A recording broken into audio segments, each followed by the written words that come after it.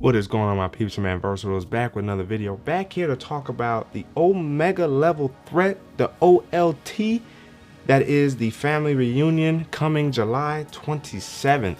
Yes, Marvel's Avengers, Crystal Dynamics, Square Enix, they're finally starting to roll out the bag, the tricks we've been waiting on since basically launch, and they're finally starting to come through on that. And now that we're finally getting the Omega level threat, say that 3 times fast. What is it going to entail? Clearly, it's the super adaptoid. If you guys remember, we've got to do that like one time and it completely vanished. Now it's back, better than ever in terms of being able to complete it and what their plans are for the future. And the 27th is 4 days from now as of the recording of this video. So before we get into any additional details, if you guys haven't already, make sure you guys ignite the like button, subscribe to the channel, hit that notification bell so that way you never miss my videos. And we can sit back, chillax, and see what's cracking. Now let's get into the video. As we guys can see here, 27th of July 2021, and the roadmap is pretty straightforward, right? So it's going to require 4 player strike teams at power level of 145 or higher, and it caps out at 150, and you'll be able to run these, I believe, even as a multiplayer. Yes, the highest end gear. We're getting Omega level exotic gear as well, but we'll get to that as we go on. The first one we'll be introducing is the family reunion, which of course is with the super adaptoid taking aim operation. The main differences we're going to notice is a new explosive fight against the super adaptoid, who has new tricks up its sleeve, ones that will be tough to deal with without coordination. Besides that, we have added the attrition, overshield, meridian, and supercharged modifiers that amp up the experience, meaning there'll be a time restraint similar to tachyon rifts. That part I may not be exactly excited about, but it's something that I haven't done in a while because I don't play none of the tachyon missions. So it's going to be interesting to see how this rolls out for the Omega level threat. And then of course finally we remove most of the cinematics other than the super adaptoid's interest, which we can also skip. So when you think about the villain sector missions, it's pretty much going straight through the mission. Not a lot of, there's like barely any cinematics at all. You're just going straight through, doing what you need to make it to the boss level at the end. And then of course the entrance to the boss level you can skip by pressing circle like twice. So that's also good to see here that we're going to be receiving with the Omega level threats missions, specifically with this one here in the family reunion. Now also future Omega level threats will take place in Wakanda, and in, I guess, after the Wakandan, expansion. And they're also going to find a way to allow us to actually run through the Omega level threat missions with each hero to get gear. So you can actually play the mission basically like what, 7-8 times and not just one time, which is also very nice. I wish you could do that with the heroic gauntlets, because that one you really can just play one time and then they disappear. Now, weekly completion awards, you get Omega exotic gear for both melee, range, defensive, and heroic. You get 1 epic cosmic themed minor artifact, 25 polycorn, and 50 upgrade modules. They could have made it 100, but hey, we don't really have too many heroes to spend that on other than constantly finding gear that gives us that much more of an edge. Subsequent completion rewards after you beat it the first time and run it back with that same hero.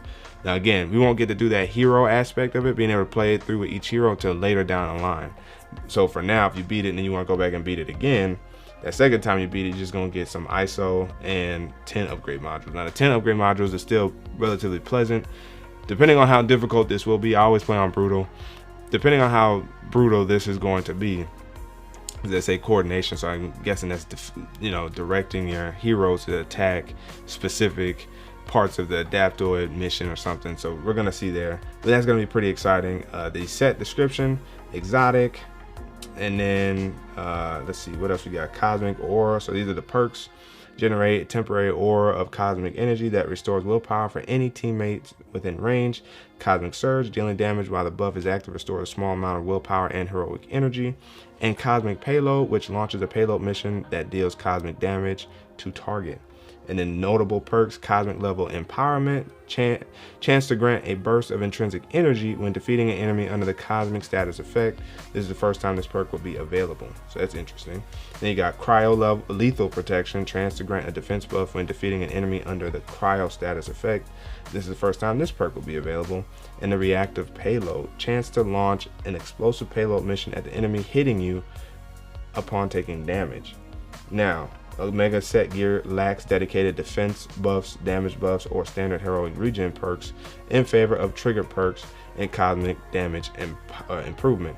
So, excuse me. So one of the things that you probably want to keep in mind, especially when you're leveling your hero up with the champion points, is maybe you want to look at increasing your perk unlock rate. Basically, that's a section. You got like melee, ranged, heroic damage, and then you got like critical damage, critical chance, and then I believe the next one is heroic charge rate or something like that. And then you have stun damage, and then you have another one. You got, and then the last category is all about willpower and defense. So maybe if you really get interested in this, look at really saving your champion points up and leveling up that perk rate, so that way you can take advantage of these perks when you're in these missions. Now let's see. And then what's also coming is multiplayer mega hives. So basically the heroic gauntlet, it sounds like, can be ran with multiplayer now. In response to player feedback, mega hives will finally allow multiplayer on July 27th. When the player first logs in after installing patch 1.8.2, they'll see a new mission that will introduce them to multiplayer mega hives. Players who still want to take on mega hives by themselves can still do so. That's me. Once this new feature is added, only hive mind gear will drop from mega hives, both single and multiplayer. It's a little unfortunate because I was liking getting personal gear to each hero, and then I believe like after, if you're doing it with the same hero, at some point, I mean, you would get two pieces of gear. You would get a hive mind set gear and then a piece, and then you would get a personal gear piece. And then that fourth time, when you thought you could fill out all your categories with exotic gear, they always doubled you up on like one other category. So that was always rough because it took so many times to do it again with that hero to try to get exotic gear for all your slots. It will, now that they're limiting it down to hive mindset, hopefully the perks and the attributes are way better, because that's what we need from the hive mindset gear. Let's see here. What else is interesting I wanted to take note of? Yes. Maybe, oh yeah, right here. Permanent ability to play multiple heroes. Oh no, that's coming too. So now, like, when you play multiplayer, everybody can be Iron Man if they wanted to, or Hulk, or Hawkeye, Kate Bishop, Black Widow, Miss Marvel, Captain America, Thor. Like, now everybody can be them, and I'm sure Black Panther will also be thrown into the mix since he'll be here very shortly. Now, where is that sentence I was looking for? It's in the actual first paragraph that we were reading before, the Omega level threat family reunion.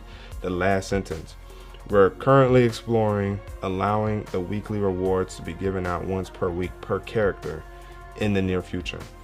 So playing this mission with each character, you'll get the rewards before you drop down to getting the basic gear. So that's what excites me the most about this, because we got 8 heroes, and if you only can play it once with one hero, then the other heroes suffer, and you basically have to play a span of 8 weeks with different heroes. And of course you'll end up having to do that anyway, but now you can get gear a lot faster and more often since each hero can play a mission. So that's something that I'm actually really excited about when it comes to Omega level threats hitting July 27th for Marvel's Avengers. Let me know down in the comment section below if you guys play Marvel's Avengers, and if so, who's your favorite hero you play with, and are you looking forward to the Omega level threats? And if you don't play the game, let me know down in the comment section below why you don't.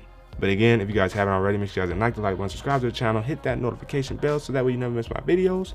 Then we can sit back, chillax, and see what's cracking. But your man Verso is signing out until the next video.